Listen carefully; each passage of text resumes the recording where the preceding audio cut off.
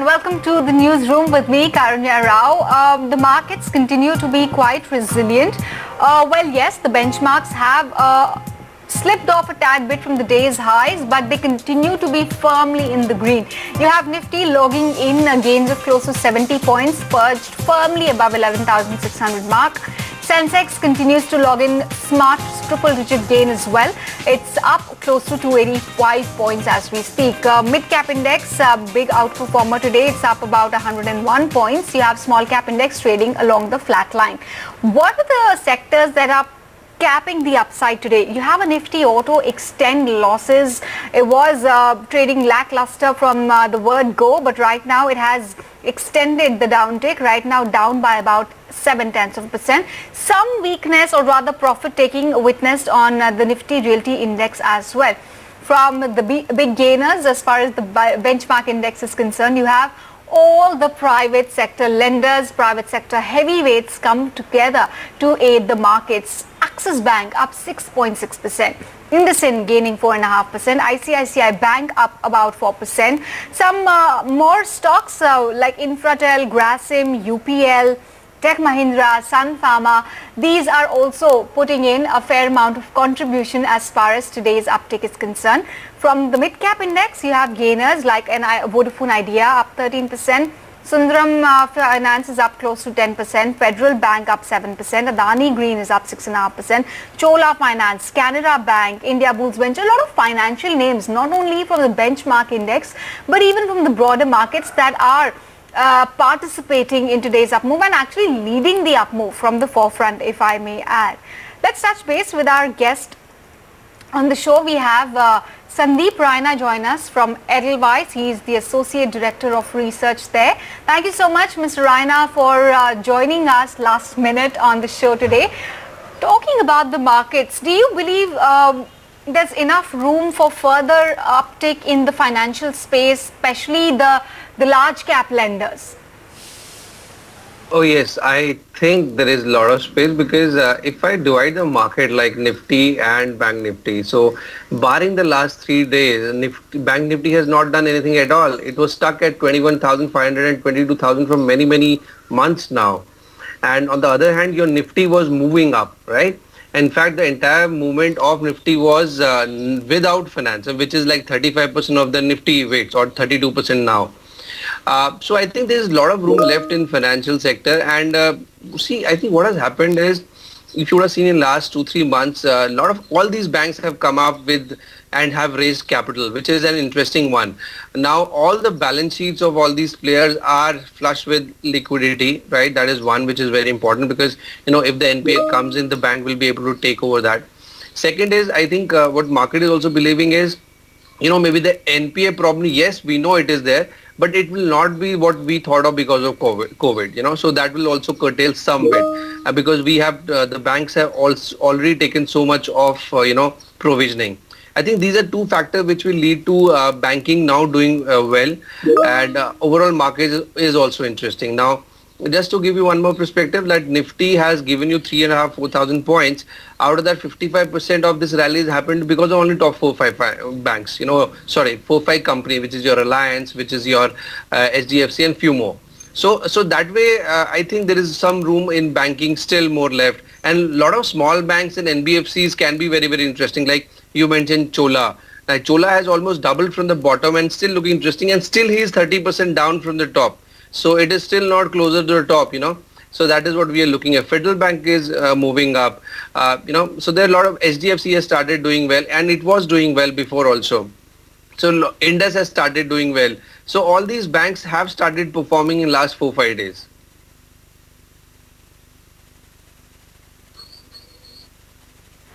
Right. Are you, you know, since you mentioned a few mid and small cap names as well towards the end, are you equally bullish on names which you just mentioned and from the broader markets essentially for NBFCs, HFCs or even banks for that matter?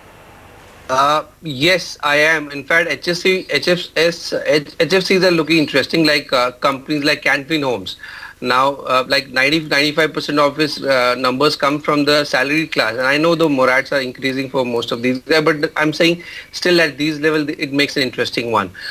In HFCs, they are like HDFC Bank. That is also interesting because I think the problem, again, the same point I'll just again put, the problem what we foresee before, I think that is coming down significantly. Now people are saying, maybe those NPAs will not reoccur what we were expecting, and people have provided for. So HFCs are looking interesting. In fact, NBFCs are looking interesting, like Chola. I think CV cycle, which was looking very bad, and we are already down 60% from the top. Now the question is, how much more will we go down? And that's also a question that everybody is asking in the market. So, they're saying the further downfall is not expected, and it is kind of arrested. And at these valuation, you should buy. And the way to look at it is not to look at the price to earning or the price to book. The way to look at it is what is the number that company will do in FY22. What is the top they have made? Like let's say if you made a top of 100 today in PAT, I'm saying, and today you are at 40 or 50. I'm saying there's a big room still left just to go to back to your normal level. From based on that, if you're cheaper, then you should be buying those stock. And I think that is what is happening in the market right now.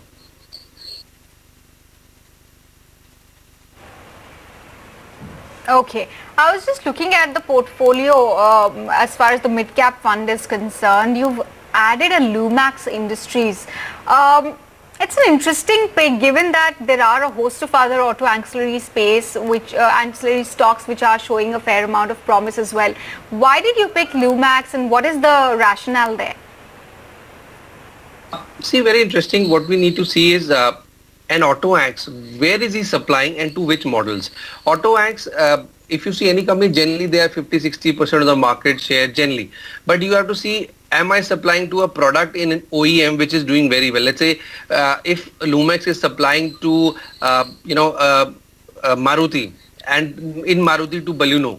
If Baleno is doing very well and supplying my product to them, then that is the one I have to buy. And for Lumax, that is the case because in lighting, they are the pioneers. They are doing very well because of change and shift in lighting. Their realization will move up and management quality is superior. So I think they will be able to get back all the lost revenues going forward, and they will do very well. And the stock was very cheap. We added at closer to 1,000 rupees. It's at 1,500. We're still liking the stock. I think there is a lot of room, and they will be adding also new products.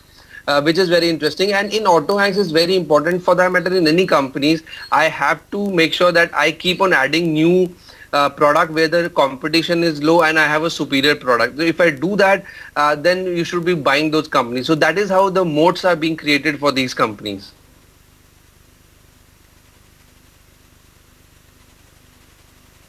Right, makes sense.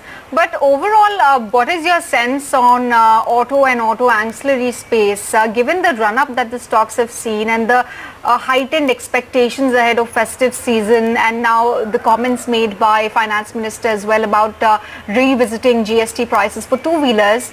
Do you think they could finally catch up in terms of performance and in terms of the stock move? See, I think Auto has done fairly well. So you look at, Hero Honda, or let's say for that matter, iShare, which is again part of my portfolio, then they have done very well. iShare was at 11-12,000. It is more than 22-21,000. The question what we need to ask is, will they come back to normal level in next 2 years rather? If the answer is yes, then I think we should be buying those stocks, right? And same is the case with iShare, same is the case with Bajaj and maybe Hero Honda also. And I think Auto, for that matter, Auto Axe will also get that support because you are supplying actually to these OEMs. So we should be looking at the companies where the market share is higher. We should look at the companies where the profitability is higher. And one more thing I just want to talk to the viewers, that very interestingly, cost has come down for most of these companies. So the way the curtailment has happened in costing across the board is very interesting, and I'm sure it will not come back very easily also because companies have found a way how to curtail costs, and that way the EBITDA margin will also improve. So it makes an interesting one for us.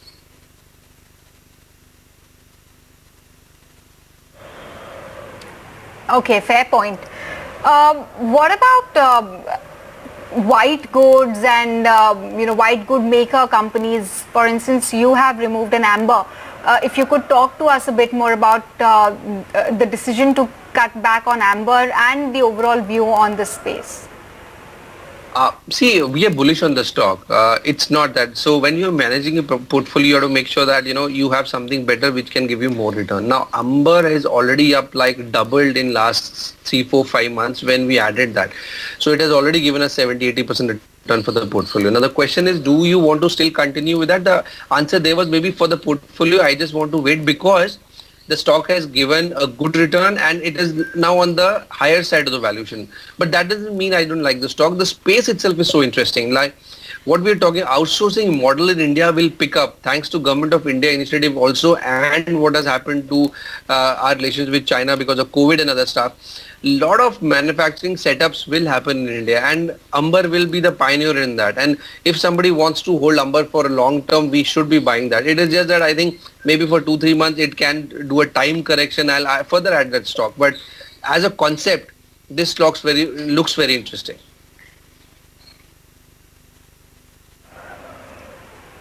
Right. Sandeep, when the markets fell significantly at the start of the lockdown, March and early April, and when there was some signs of revival trickling in, everybody was rushing towards large cap names because they were more reliable companies with a strong cash reserves, strong historic performance trends, etc. And now the frenzy seems to be towards mid and small cap names. How are you helping your clients navigate? Where is it that you see value right now? See, that is the nature of the beast. When the market is in frenzy, it's but natural that mid caps start outperforming, and there's a reason for that because they have been beaten down more also, and there is a reason for that also. So very simply, your market moves on EPS and your price to earnings. So when market is not in good condition, the mid cap EPS fell more, right? It falls more, and also the EPS drop and the P drop is more. So that's why the drop is more on the market cap or the price of the stock. However, it works on the other way also, because when the market starts doing well, I'm saying the economy wise, your EPS also starts moving faster and your P also moves significantly. So that is why you see a big rebound, and that is what is happening in lot of large mid caps. I'm not still buying the very small ones, but the largest mid cap in the range of 7 to 8,000 crores and upward of that, they are looking very interesting. And now in that the companies can be Trent or an Astral, where you see a lot of buying happening because you see that these companies can be even bigger going forward. And that is the reason why mid caps are doing. And I think we should still continue. And I'm not saying that we have to forego large caps. No, large caps will also do well, but the outperformance will happen in the mid caps. So that is my overall take on the markets.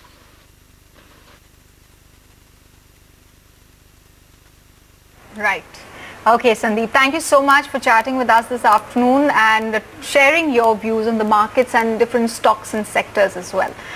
Moving on to ET Now Insights. August marked the third straight FNO series gain for the Nifty as well as for Nifty Bank.